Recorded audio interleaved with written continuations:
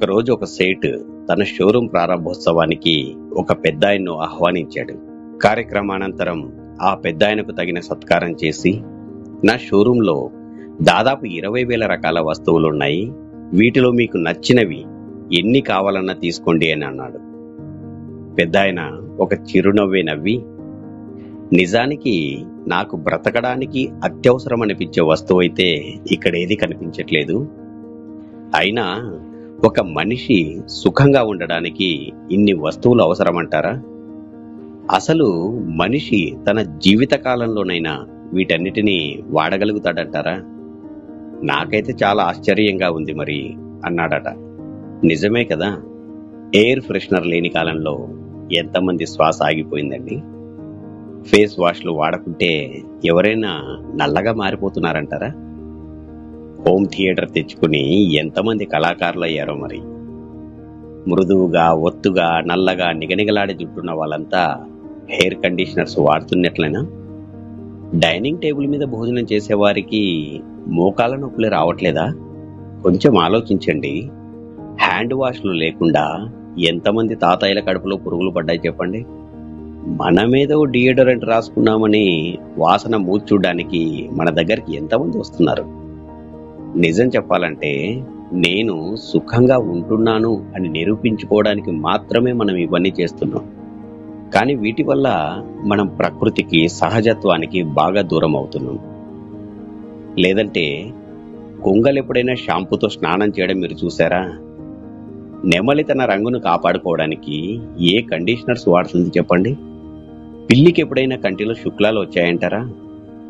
ఏ షాంపూలు వాడకుండా కుందేలకు ఒక్క వెంట్రుకైనా రాలుతుందా చెప్పండి? అంతెందుకు, ఇన్హేలర్లు, బాంబులు వాడకపోయినా కుక్క వాసన పసిగట్టే సామర్థ్యాన్ని ఎప్పుడు కోల్పోవడం లేదే. ఇన్సులిన్ వేసుకోకుండానే తేనెటీగల షుగర్ లెవెల్ ఎప్పుడు అదుపులోనే ఉండడం లేదా? ఏ అలారం లేకున్నా సమయానికి కోడి కుక్కరుకో అని అరవట్లేదంటారా? కానీ ఒక్క మనిషి మాత్రమే డబ్బులిచ్చి మరీ కష్టాలను, దుఃఖాలను కొని తెచ్చుకుంటాడు.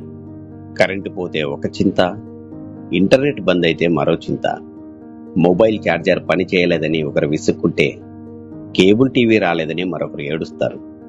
మేకప్ సరిగా లేదని ఓ అమ్మ బెంగ పెట్టుకుంటే మ్యాచింగ్ డ్రెస్సే దొరకట్లేదని ఓ అమ్మాయి నిరాశ.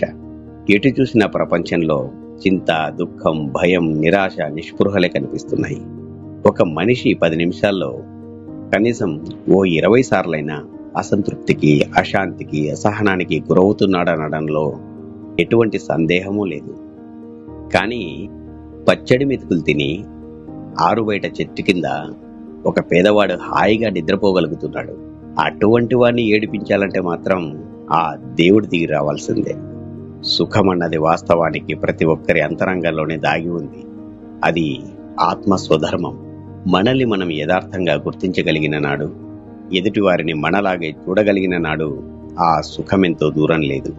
కానీ మనమంతా ఆర్భాటాలకు, హంగులకు, ఇతరుల ముందు మనల్ని మనం ప్రదర్శించుకోవడానికి అలవాటు పడ్డాం చూసారా? లేదంటే మనిషి సుఖంగా జీవించడానికి పెద్ద ఖర్చేమీ కాదు. కానీ ఆ సుఖాన్ని అందరి ముందు ప్రదర్శించాలనుకున్నప్పుడు చాలా పెద్ద మూల్యమే చెల్లించాల్సి వస్తుంది. ఈరోజు ప్రపంచంలో ఎన్ని సుఖ సాధనాలు, సౌకర్యాలు పెరుగుతున్నాయో మనిషి అంతగా దుఃఖంలో మునిగిపోతున్నాడు. ఒంటరితనంతో, నా అన్నవారే లేక సత్సంబంధాలకు, వారి ప్రేమలకు దూరం అవుతున్నాడు.